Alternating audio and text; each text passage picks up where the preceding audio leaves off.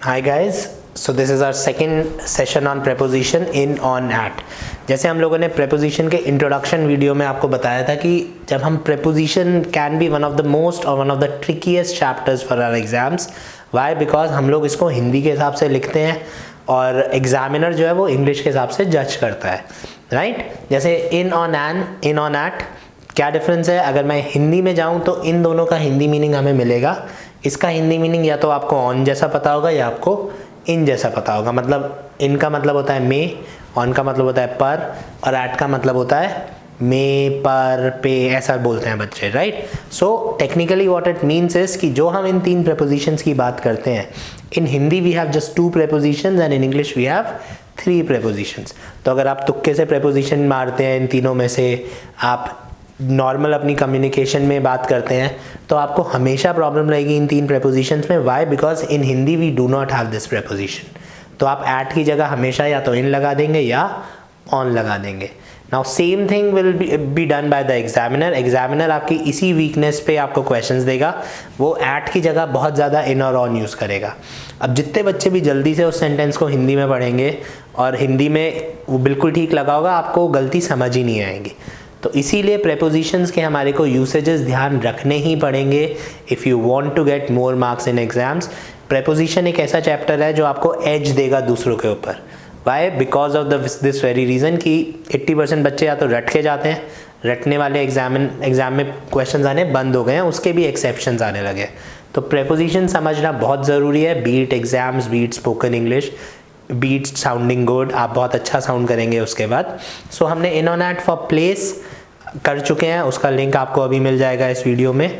Now we'll talk about in on at for time. फिर repeat कर रहा हूँ, प्रेपोजिशंस को 3 कैटेगरीज में डिवाइड करना ज़रूरी है, टाइम, लोकेशन और मिसलेनियस। सो अब जो हमने लोकेशन की बात करी थी और टाइम की बात करेंगे, हो सकता है मीनिंग बदल जाए। So for time how we go about it is, in is used for large times जैसे कि months, years etcetera. On is use for days and dates, and at is use for clocks time, घड़ी का time. सो अगर आपको, अब ये मैं नहीं कह रहा हूं कि जब भी घड़ी का टाइम होगा एट आएगा।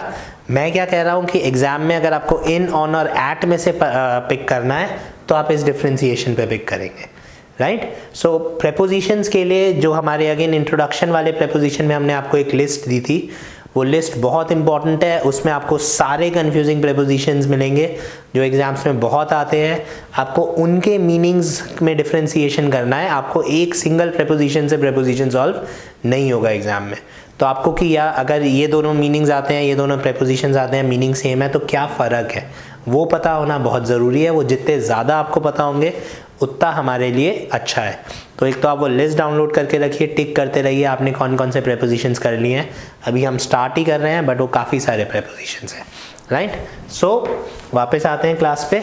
सो इन यूज़ होगा मंथ्स और ईयर्स के लिए, ऑन यूज़ होगा डेज और डेट्स के लिए, और एट यूज़ होगा क्लॉक्स टाइम के लिए। So he was born in मार्च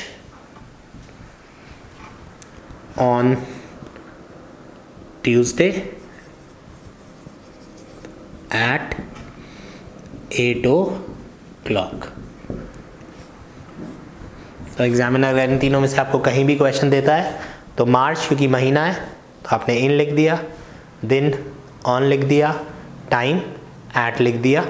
इसके आगे अगर आप डेट लिख देते हैं, वो कहता कि 8 मार्च, तो 8 से पहले वापस आप क्या लिख देते? ऑन 8 मार्च हो जाता, क्योंकि वो तारीख हो जाती, राइट? तो तारीख और दिन से पहले ऑन, महीने और साल से पहले इन, और घड़ी के टाइम से पहले एट।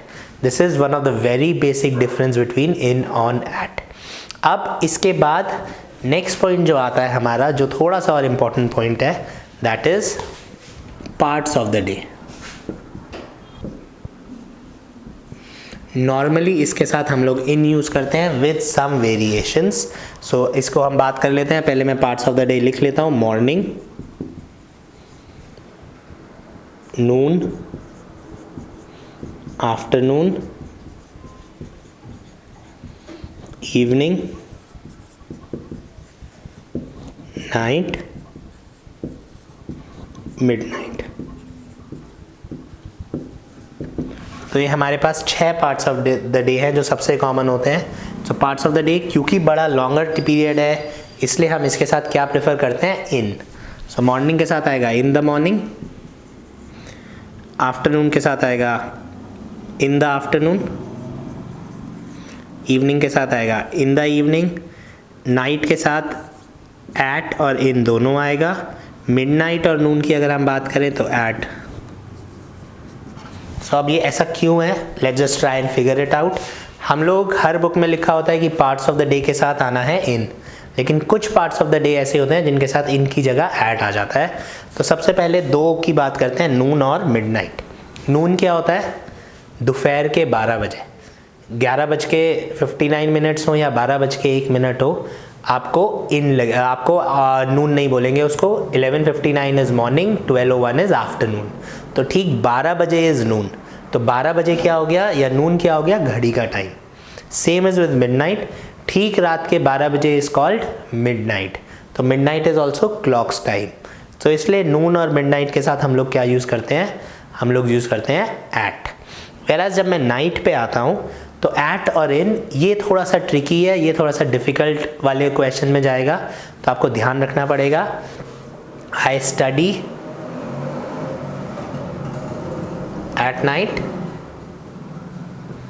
एंड आई स्टडीड या study in the night,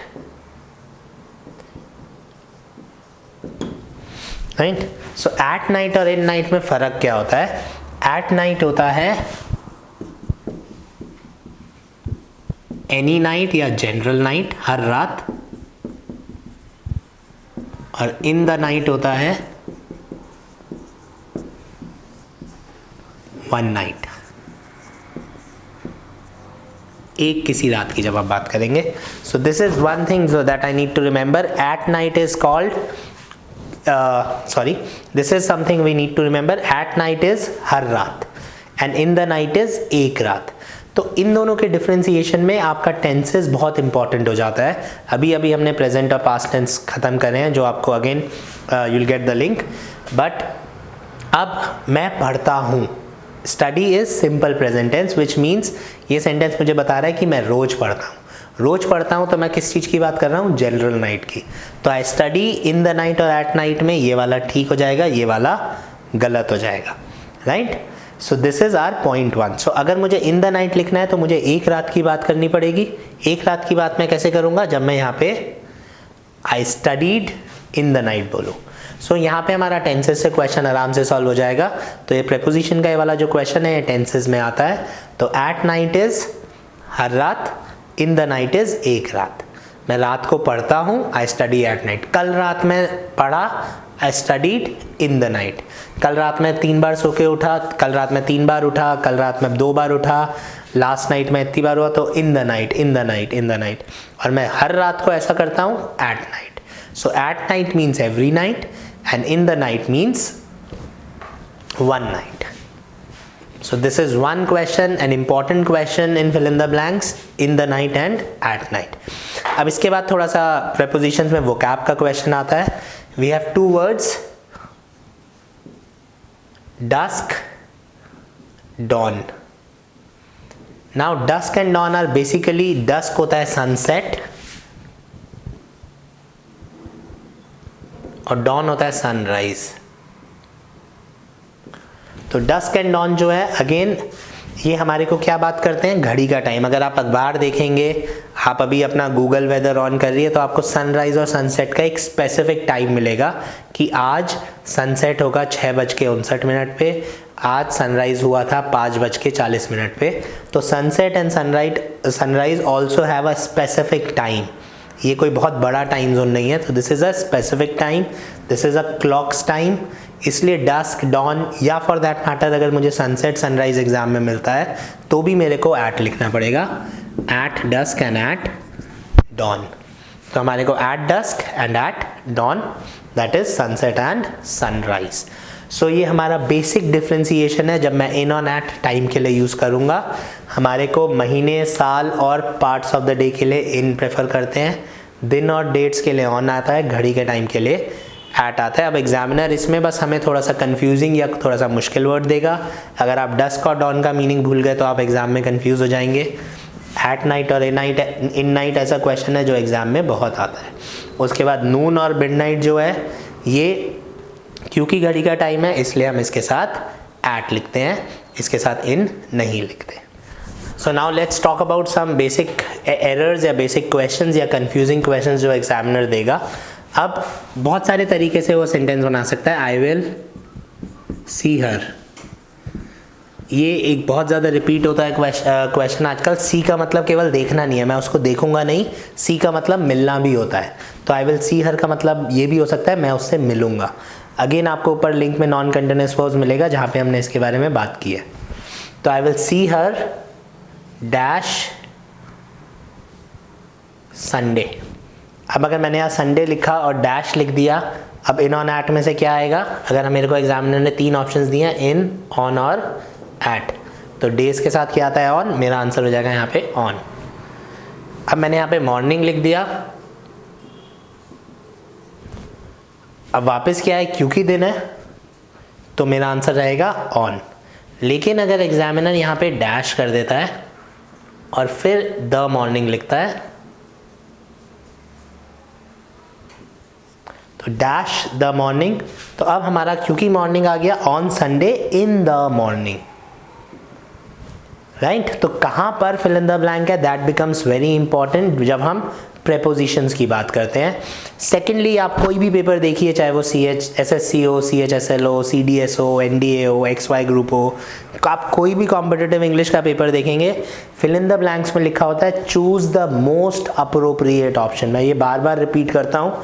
Y? Because fill in the blanks में आपको 3 गलत और 1 सही ऑप्शन नहीं मिलता। जितना मुश्किल क्वेश्चन आएगा हो सकता है तीनों सही ऑप्शंस हो, आपको सबसे अच्छा ऑप्शन पिक करना होता है।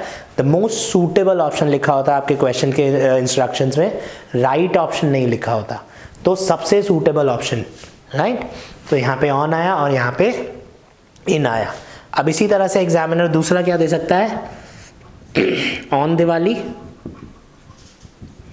और एट दिवाली। अब अगर मैं स्पोकन इंग्लिश बोलूँ, हिंदी के हिसाब से बोलूँ तो इन दोनों में फ़र्क नहीं है। लेकिन जैसे एग्जाम में उसने डैश दिवाली दिया और आपको ऑन दिवाली और एट दिवाली ऑप्शन दे दिया, तो क्या फ़र्क होगा? Any idea? So on Diwali हो गया डेज, तो दिवाली कितने दिन आती है? 1 दिन आती है। तो अगर आप दिवाली वाले दिन की बात करेंगे तो आप क्या बात करेंगे? ऑन दिवाली। और एट दिवाली आप क्या बात करेंगे? जब आप पूरी की पूरी छुट्टियों की बात करेंगे। आप दिवाली पे घर जा रहे हैं, मैंने सेंटेंस लिखा मैं दिवाली पे घर जाऊंगा, तो क्या आप दिवाली वाले दिन घर जाएंगे या दिवाली की छुट्टियों में घर जाएंगे? मैं होली पे घर जाऊंगा, तो जिस दिन लोग होली खेल रहे होंगे आप बस में बैठ के जा रहे होंगे। अगर आपने लिख दिया I will go home on Holi, fill in the blanks में, तो इसका क्या मतलब हो गया कि आपके घर वाले होली खेल रहे हैं, आपके दोस्त होली खेल रहे हैं और आप बस में कहाँ जा रहे हैं? घर जा रहे हैं। तो आप होली नहीं खेल रहे हैं, होली वाले दिन आप बस में जा रहे हैं। और जैसे ही मैं इस ऑन की जगह एट लिख दूंगा, इसका क्या मतलब होगा? जैसे ही होली की छुट्टी पड़ेगी आप घर जा रहे हैं। हम दिवाली पे घर की पुताई करवाएंगे, right. We will get our house painted on Diwali. अगर फिल इन द ब्लैंक्स में आपने ऑन दिवाली लिख दिया, मतलब बाकी सब लोग तो घर सजा रहे हैं, दिए लगा रहे हैं, पटाखे जला रहे हैं, और आप क्या कर रहे हैं? आप घर की पुताई कर रहे हैं। गलत हो जाएगा। तो हमें क्या लिखना पड़ेगा? हमें लिखना पड़ेगा एट दिवाली, क्योंकि जैसे ही दिवालियों की छुट्टी आएंगी, जैसे ही दिवाली का मौसम आएगा, आप घर को पेंट कराएंगे, राइट। और आप लिखते हो मैं दिवाली पे पटाखे जलाऊंगा, तो एग्जाम में हमें ऑन दिवाली लिखना पड़ेगा। चाहे आप दशहरे से पटाखे जलाने शुरू कर देते हो, बट लॉजिकल आंसर क्या है? पटाखे किस दिन चलते हैं? दिवाली वाले दिन। तो we burst crackers on Diwali, we get our house painted at Diwali, I am going home at Diwali, at Holi, right. सो हमारे को ऑन और एट में ध्यान रखना है। ऑन 1 दिन की बात करेगा, एट पूरी की पूरी छुट्टियों की बात करेगा। So in Diwali is 1 day, जिस दिन दिवाली है technically, and at Diwali is सारी की सारी छुट्टियां, all the holidays, right. So this is another confusing question जो एग्जाम में आने लगा है आजकल।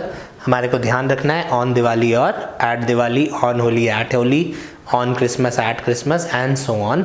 जो भी त्यौहार की लंबी छुट्टी पड़ती है उस त्यौहार के लिए एग्जामिनर ये क्वेश्चन आपको दे सकता है। So where not to use in on at, ये बहुत इंपॉर्टेंट पार्ट है, बहुत इंपॉर्टेंट क्वेश्चन है। आजकल बहुत सारे पेपर्स में तो नो प्रेपोजिशन या नन ऑफ दीज का ऑप्शन भी आने लगा है, बट अगर हमारे को नन ऑफ दीज का ऑप्शन नहीं भी आता तो हमें पता होना चाहिए कि इन ऑन एट कहाँ कहाँ पे नहीं लग सकता। तो जब मैं ऑप्शन देखूंगा, मान लीजिए मेरे को इन, ऑन और 2 ऑप्शंस और है, हिंदी के हिसाब से इन उसमें ठीक फिट बैठ रहा है, लेकिन अगर मेरे वो इस कंडीशन में है तो मुझे पता चल जाएगा कि इन तो आ नहीं सकता। एग्जामिनर ने केवल मुझे वो कंफ्यूज करने के लिए दिया हुआ है क्वेश्चन। सो हमारा रूल क्या होता है, इन और at are only used for specific places और टाइम। अब सबसे पहले तो इस एक्सेप्शन का जो कनेक्शन है हमारे पिछली प्रेपोजिशन की क्लास से जुड़ा हुआ है। अगेन मैं रिपीट करूंगा कि इन और नैट आप दोनों क्लासेस साथ में देखिएगा, हम ऊपर लिंक हमने डाल दिया है आई बटन में हमारी फर्स्ट इन ऑन एट की क्लास का। तो you will have to finish both the classes if you want to complete in on at, right. So अब एक्सेप्शन क्या है कि अनस्पेसिफिक लोकेशंस के साथ नहीं आएगा। यहाँ पे अनस्पेसिफिक लोकेशन का मतलब होता है वो जगहें जो एक से ज़्यादा नामों के लिए यूज़ हो सकती हैं, या वो वक्त, वो टाइम जो एक से ज़्यादा दिन के लिए यूज़ हो सकता है। तो पहले हम टाइम की बात कर लेते हैं। मंडे केवल मंडे को आएगा, बहुत सारे मंडेज हो सकते हैं, लेकिन आप ट्यूसडे को मंडे नहीं बोल सकते। लेकिन जैसे ही मैं येस्टरडे बोलता हूँ, अब येस्टरडे किसी को भी बोला जा सकता है। अगर आज संडे है तो येस्टरडे सैटरडे हो गया, अगर आज सैटरडे है तो येस्टरडे फ्राइडे हो गया, अगर आज फ्राइडे है तो येस्टरडे थर्सडे हो गया। तो नो इन ऑन एट, तो ऐसे शब्दों के साथ इन ऑन एट नहीं लग सकता। तो येस्टरडे, टुडे, टुमारो। इसके बाद अगर examiner this morning, that morning, इसके बाद लास्ट मंथ, नेक्स्ट मंथ, इस तरीके के वर्ड्स लिखता है जो एक से ज़्यादा दिनों के लिए या महीनों के लिए या सालों के लिए यूज़ हो सकते हैं, तो वहाँ पर इन ऑन एट नहीं आएगा, कोई और प्रेपोजिशन आ सकता है, बट इन ऑन एट हमें अवॉइड करना है। So I will meet him dash next year. तो अब यहाँ पे अगर एग्जामिनर ने इन ऑन एट में से कुछ भी लगा दिया तो वो क्वेश्चन गलत हो जाएगा। इन नेक्स्ट ईयर भी गलत है, ऑन नेक्स्ट ईयर भी गलत है, और एट नेक्स्ट ईयर भी गलत है। इसके अलावा कोई भी प्रेपोजिशन आ सकता है, वो ग्रेजुअली आपको पता चलता रहेगा जैसे जैसे हम और प्रेपोजिशंस करेंगे। तो जब हम टाइम की बात करते हैं तो इस तरीके के टाइम के साथ इन ऑन एट नहीं लगेगा, ये आपको याद रखना है।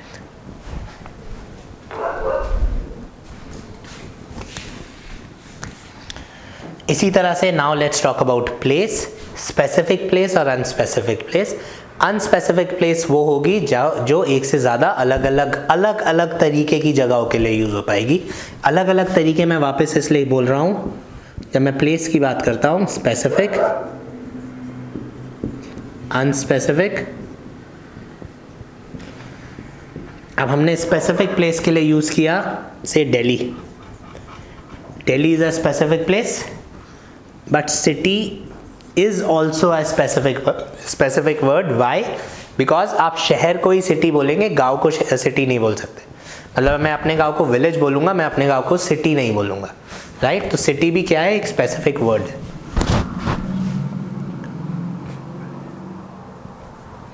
तो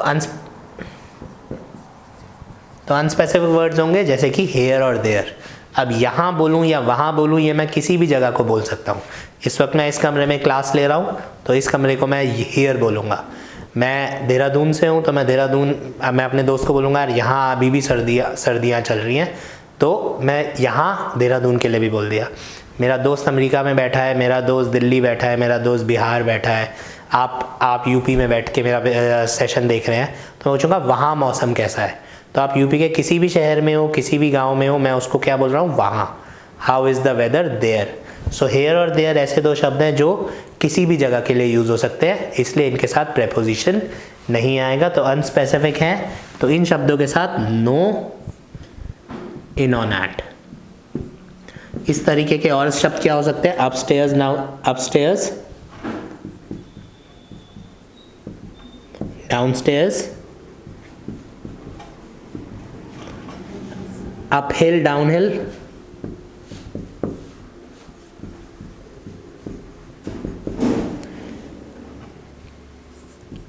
आउटसाइड, इनसाइड, एंड जो सबसे इंपॉर्टेंट वर्ड है, जो सबसे ज्यादा एग्जाम में आता है, दैट वर्ड इज अब्रॉड।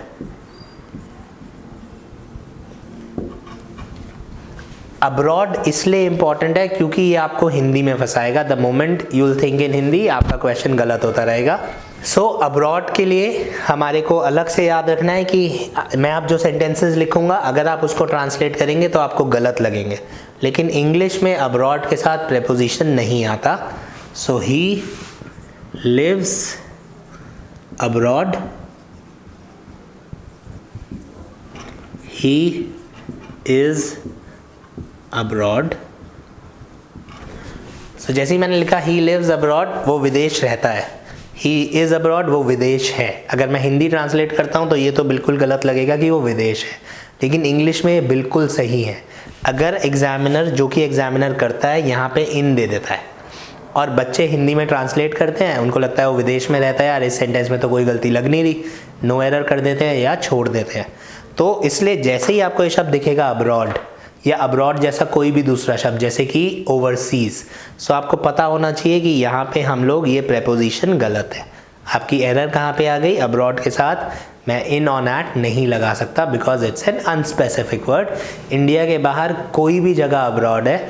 अगर आप नेपाल में हैं तो भी आप अब्रॉड में हैं, अगर आप पाकिस्तान में हैं तो भी अब्रॉड में हैं, और अगर आप विदेश में, मतलब यूएसए में हैं, then also you are abroad. ठीक है, तो मैंने क्या बोला? यू आर अब्रॉड, आप विदेश में हैं। तो हिंदी में आप विदेश में हैं, but this preposition is missing in English, we can not use it because it is an unspecific place. So this is all about in on at. हमने पिछली क्लास में प्लेसेस के लिए यूज किया था, अब हमने टाइम के लिए यूज किया है। The next class will start with new prepositions. Thank you for the time being. Thanks for watching the video. If you found this video helpful, press the like button, subscribe to our channel and ring that bell icon so that you can get notified every time we upload a new lesson.